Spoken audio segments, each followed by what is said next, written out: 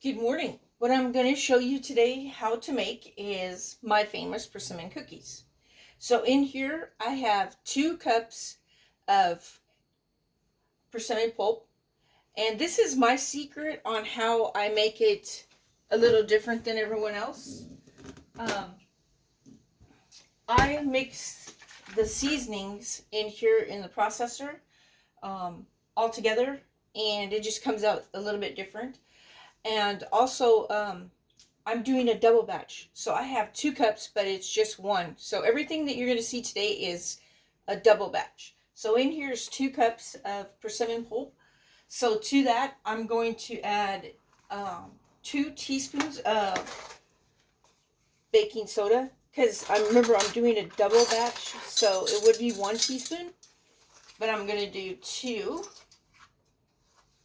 So there's 1. And I like to put it in here because it gets all the seasonings mixed through that pulp, and then when I mix it all together, it comes out really good. So there's that. And then and then I have my recipe up here pinned, which is really cool, so you can just look straight at it.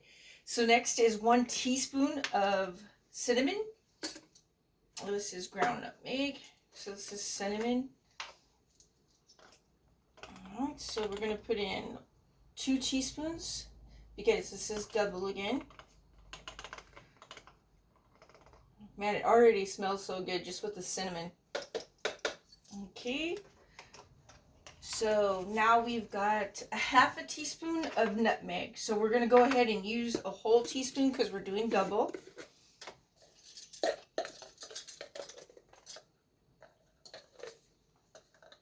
And you want to be careful with these spices that you follow the recipe, because if you put too much, oh, it can really, really ruin your recipe. Nutmeg and cloves are very temperamental. And then we've got a 1/2 teaspoon of cloves. So again, we're going to put just 1 teaspoon of cloves because we're doing a double batch. And then the salt was 1/2 teaspoon of salt. So we're going to do 1 teaspoon of that as well. Okay, put that in there. And the important part is the lemon juice.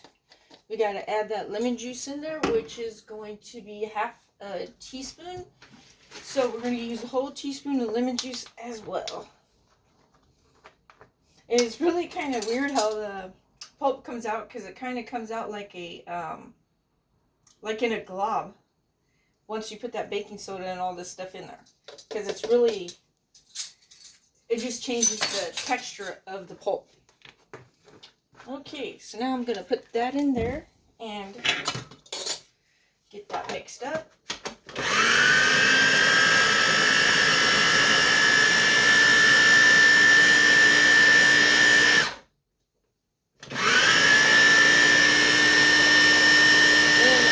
I'm just mixing them together, so that's good. And I've got my oven set at 375, so it can be coming up to temp.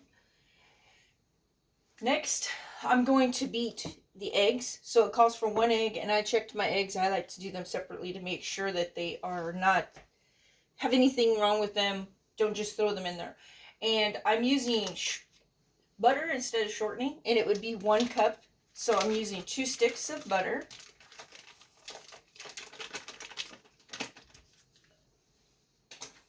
I'm glad I have my sink right here so I can just toss stuff into it, because I don't like making a mess.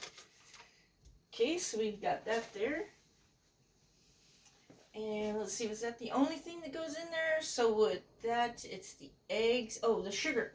Now, I've never used this sugar, but my mom gave it to me to try. It's 1-to-1. It's organic coconut sugar. So let's try this out.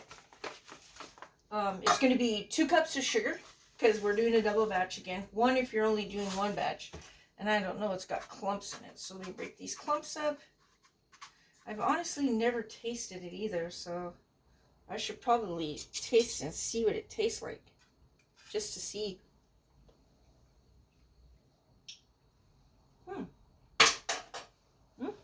Well, it tastes sweet.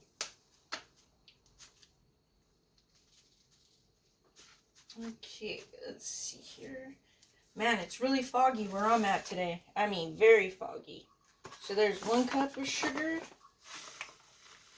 Now, I like to mix my ingredients all separate. I don't like to, because then it's smooth. And I've known people that just pour it all in the bowl together, but I don't like to do that. I just find that it works better for me this way. I will tell you this right now. I'm not a really good baker, but I can bake persimmon cookies. I get asked to make these a lot, so that's one thing I do know how to bake. All right, and I need some beaters. I forgot about the beaters. Okay. It's a good thing I have everything close by.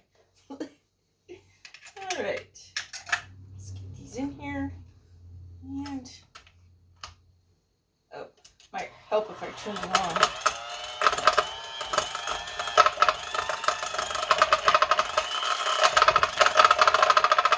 I do think I need a new, oh, well, it might hurt if I didn't, help if I wasn't hitting the eject button. I was going to say, I do need some new beaters, but I'm just using these things till they're dead. And then I just make sure that this is all smooth, and once I get this all done, then I'm going to add everything together, and it comes together pretty quickly. So, I just want to beat this until it's smooth.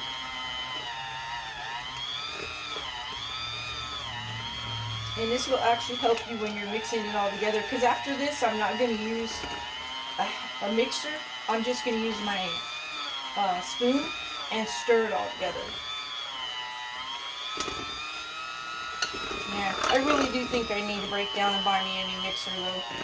This thing doesn't really have the speed. But I use my immersion blender so much, I just really didn't want to break down and do it. Now, I'm sure this would taste good because it's just butter and sugar, and you know that's going to taste good. Alright, let me get as much of this off of here as I can. Okay.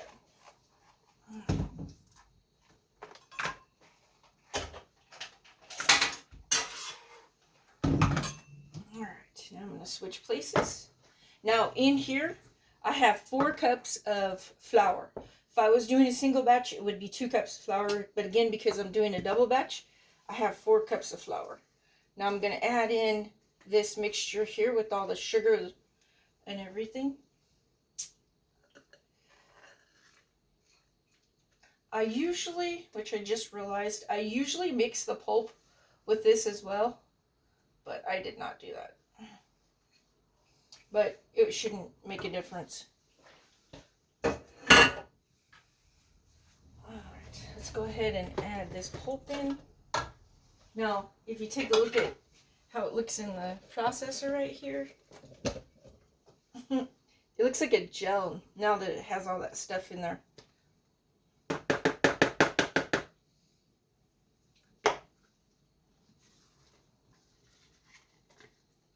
Okay.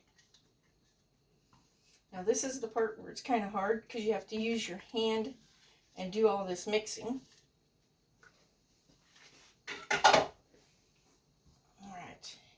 And then once this is mixed together really good, I'll fold in 2 cups of raisins and 2 cups of walnuts because I'm doing a double batch. Otherwise, it's 1 cup raisins, 1 cup walnuts. And if you don't like walnuts or raisins, you can leave those out. Either one.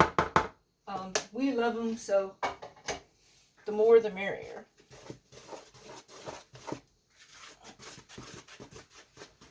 And this does take a little arm work.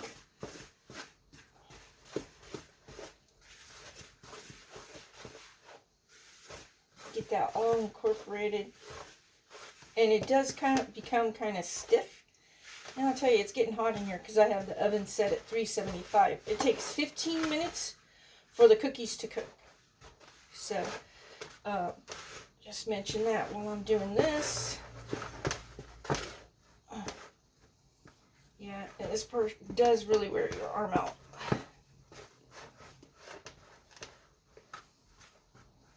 Okay, now I think I've got it to where I want to just go ahead and add in the raisins. That's 2 cups raisins. Make sure I get all those goodies out of there. And this is 2 cups of walnuts that I've chopped, because you want chopped. You don't want to leave them in halves and stuff. You want to have them pretty much the same size. Okay, I'm going to turn this off because I'm going to have to get really into this and stir it up. And I'll come back on here and show you what they look like and when they're done and how to put them on the tray. Alright, thank you for watching. Have a great day.